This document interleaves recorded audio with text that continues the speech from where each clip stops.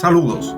Uno de los temas sobre los que algunos escritores han manipulado con sentido partidario ha sido el de los aborígenes, haciendo una acuarela del buen salvaje que fue agredido y pervertido por la acción de los europeos en el Nuevo Mundo. En este video mostraremos algunos datos que nos permiten inferir que las tribus aborígenes americanas tenían un desarrollo humano, mutatis mutandis, que evolucionaba de manera parecida al resto de la humanidad. España evolucionó por una vía y sus colonias por otra. El deslinde era previsible. El europeo se encontró a principios del siglo XVI con una población aborigen con distintos grados de desarrollo cultural, algunas con complejos sistemas que evidenciaban una civilización adelantada y otros en etapas que podemos llamar intermedia y hasta primitiva.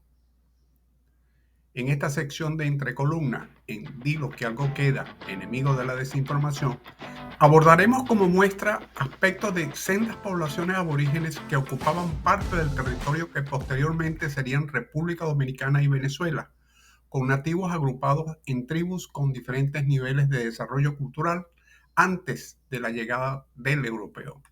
Comencemos con Venezuela. El territorio actualmente conocido como Venezuela fue poblado alrededor del primer milenio después de Cristo por migraciones provenientes del río Orinoco, que comenzaron a llegar hasta la zona del lago de Tacarigua o de Valencia, en la zona centro-norte del país. Así que desde 1498 se produce el primer encuentro entre los conquistadores europeos y los indígenas de esta parte del Nuevo Mundo. Antes de la llegada del conquistador a lo que sería este país, existía una población aborigen agrupada en diversos clanes que se encontraban en pleno proceso de transformación como consecuencia de las guerras que los indios caribes habían emprendido destruyendo la organización social de casi todas las tribus habitantes del territorio. Estos indios desarraigados les quedaba el recurso de internarse en las selvas o deambular hasta integrarse en otras tribus. No son abundantes las señas de cultura indígena en tierras venezolanas, y las que han registrado cronistas e investigadores posteriores no corresponden a la cultura caribe, la cual se preocupó poco por modificar el medio físico para obtener calidad de vida. En el occidente del país, en los Andes venezolanos, regiones del Zulia y en otros pocos lugares en donde se encuentran más restos arqueológicos, zonas donde los caribes no llegaron a ocupar el territorio. En el Alto La Calzada, en Barinas, al suroccidente del país, cerca del piedemonte andino, hay un muro de sostenimiento que el sabio Alejandro de Humboldt registra en sus crónicas. Una calzada, quizás construida para evitar la inundación de las sabanas, como se le llama a los ecosistemas formados por llanuras de gran extensión cubiertas de pastizales e hierbas con pocos árboles dispersos. Dicha calzada de 5 leguas de largo tenía por objeto servir de camino o, repito, para evitar la inundación. Ese muro o calzada sobrevivió a la época colonial e incluso arqueólogos y otros investigadores lo estudiaron en el siglo XX.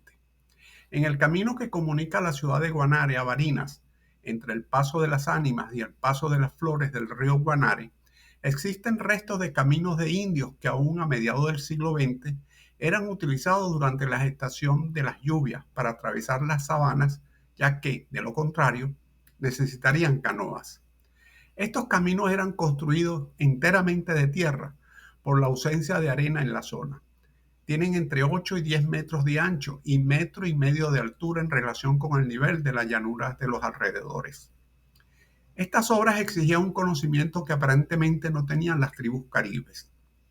La elección de los sitios en que se construyeron, la exactitud en los cálculos para establecer sus dimensiones para soportar la presión de las aguas y que perduraran durante siglos, más el trabajo coordinado para adelantar dichas construcciones, indican la existencia de pueblos con un nivel superior de cultura al existente a inicios del siglo XVI. Fray Simón, en sus noticias historiales, señala que la expedición de Nicolás Federmann encontró en las riberas del río Meta, hoy frontera entre Colombia y Venezuela, vestigios de haber existido grandes poblaciones y sobre todo una calzada de tierra firme que cruzaba gran parte de los llanos. ¿Qué nación aborigen realizó estas obras? Algunos estudiosos consideran que fueron los arahuacos, ya que, según cronistas de la época, grupos de estas tribus relataron a los españoles que los caribes le habían arrebatado sus tierras.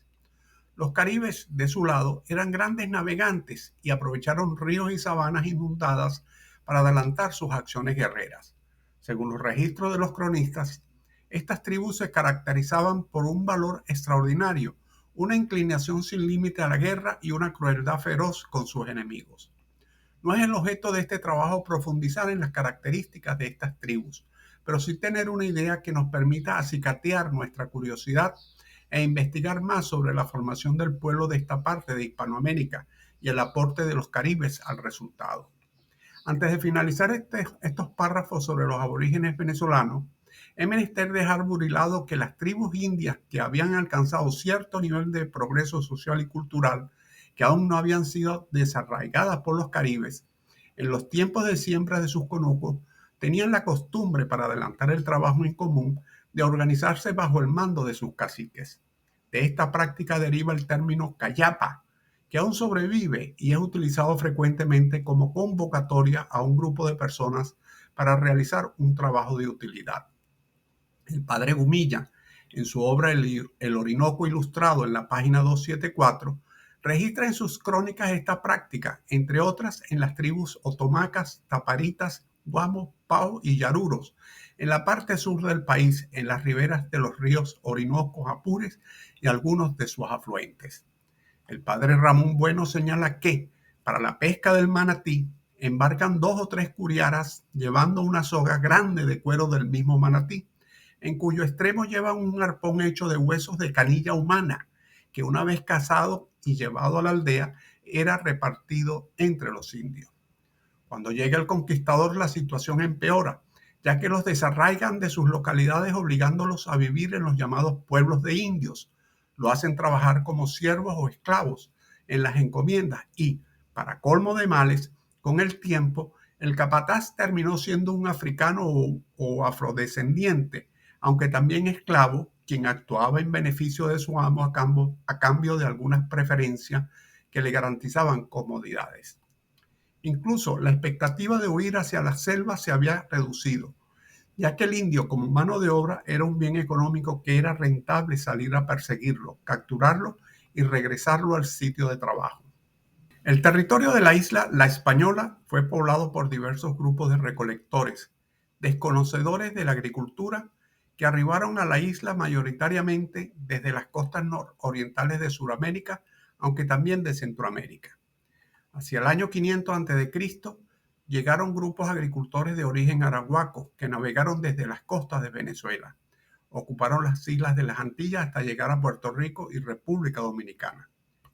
Los grupos recolectores de las primeras migraciones se calculan ubicados en el tiempo antes del año 2000 a.C. Estos fueron sustituidos o absorbidos por las sociedades agricultoras de origen arahuacos, las cuales tuvieron un desarrollo local que se expresa en las culturas taína, macorís y ciguaya. Los taínos son la más alta expresión cultural arahuaca de las Antillas. Su desarrollo cacical, el ritualismo, el cultivo de la yuca y otros tubérculos, la navegación de alta mar y los patrones de asentamiento en los juegos de pelota y el areíto, que era una especie de rima o romance que cantaban y bailaban a un mismo tiempo los antepasados, representaban elementos clave de su desarrollo cultural. La cultura macorís se diferenció por sus dioses y expresiones artísticas. Se desarrolló en la parte noreste y norte de la isla. Para el siglo IX estaba en el Valle del Cibao, extendiéndose por la ruta norte del río Yaque hasta llegar a Haití y de allí pasar a Cuba y las Islas Bahamas o Lucayas. Según las crónicas, entre la población macorís fueron reclutados los primeros indios convertidos al cristianismo. Algunos fueron útiles a Cristóbal Colón por el dominio de la lengua taína y macorís. Especialmente sirvieron de traductores a Fray Ramón Pané, quien recolectó las leyendas taínas en el actual Valle de la Vega. Los ciguayos se concentraron básicamente en la península de Samaná. Los ciguayos no conocían el areíto. Además, taínos, macorís y ciguayos hablaban lenguas diferentes, posiblemente originarias del arahuaco común. Estudios establecen semejanza entre los ciguayos y los grupos caribes de las Antillas Menores, lo que permite inferir que los ciguayos tenían ancestros caribes. Se decoraban y peinaban al estilo caribe. Usaban también arcos como los caribes. La alfarería ciguaya se atribuye a mujeres taínas quienes eran raptadas para ocuparlas en la agricultura y en la reproducción humana.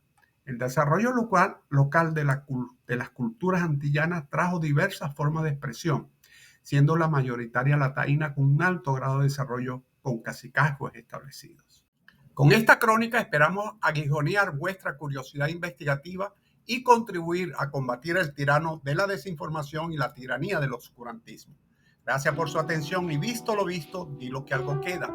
Les invitamos a darle me gusta y suscribirse a nuestro canal y hasta el próximo video.